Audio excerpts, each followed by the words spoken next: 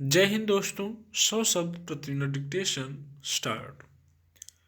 गलवान घाटी इलाके में चीन जिस तेजी से सैन्य गतिविधियां बढ़ा रहा है वे भारत के लिए चिंता पैदा करने वाली हैं। ऐसी खबरें हैं कि चीन ने इस क्षेत्र में वास्तविक नियंत्रण रेखा के आसपास 60,000 सैनिक तैनात कर लिए हैं। वह इस इलाके में अपना दबदबा बढ़ाने के लिए सैन्य साजो सामान पहले ही ला चुका है।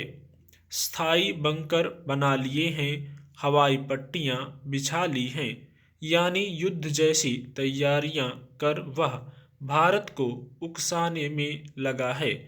ऐसा वह भले अपने कब्जे वाले क्षेत्र में कर रहा हो, जिसका उसे हक भी है, पर इससे उसकी मंशा तो साफ हो गई है।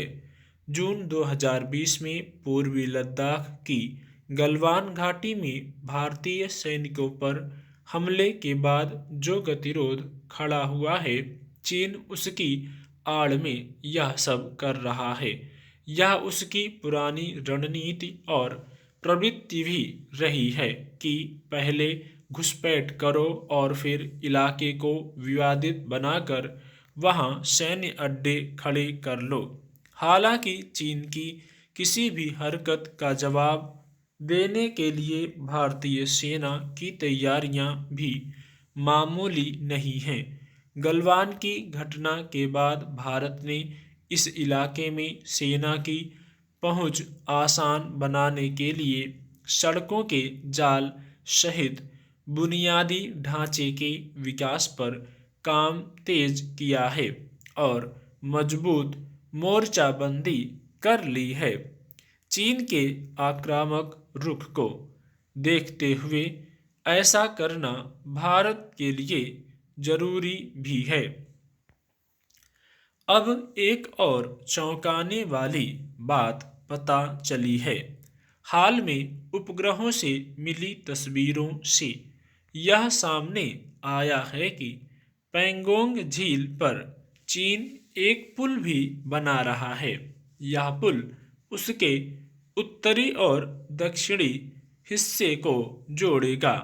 सामरिक लिहाज से देखा जाए तो भारत के खिलाफ मोर्चाबंदी की दिशा में चीन का यह बड़ा कदम है। गौरतलब है कि पैंगोंग झील का 2/3 हिस्सा चीन के अधिकार क्षेत्र में आता है। चीनी सैनिकों को अभी झील के एक छोर से दूसरे तक पहुंचने के लिए लंबा रास्ता तय करना पड़ता है, पर पुल बन जाने के बाद यह दूरी लगभग 2 घंटे में पूरी हो जाएगी। जाहिर है, चीन का इरादा आने वाले दिनों में इस इलाके में बड़े सैन्य जमावड़े का है। भारत के अलावा इस क्षेत्र में कोई दूसरा देश तो है नहीं जिसके खिलाफ उसे मोर्चा खोलना हो, यानी ये सारी तैयारियां वह भारत के खिलाफ तैयार कर रहा है।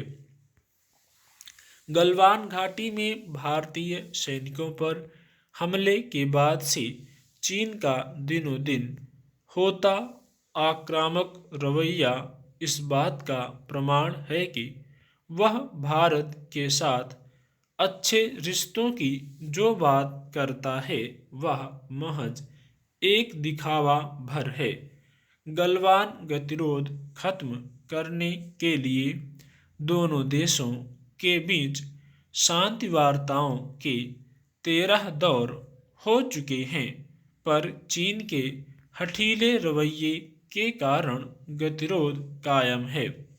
चीन विवाद को शांतिपूर्ण ढंग से हल करने के बजाय हर थोड़े समय बाद कुछ न कुछ ऐसा कर डालता है जिससे भारत उसके और कोई कदम उठाए।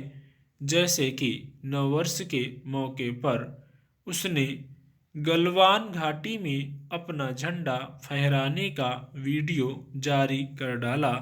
इससे पहले अरुणाचल प्रदेश में कुछ जगहों के नाम चीनी और तिब्बती भाषा में रख दिए।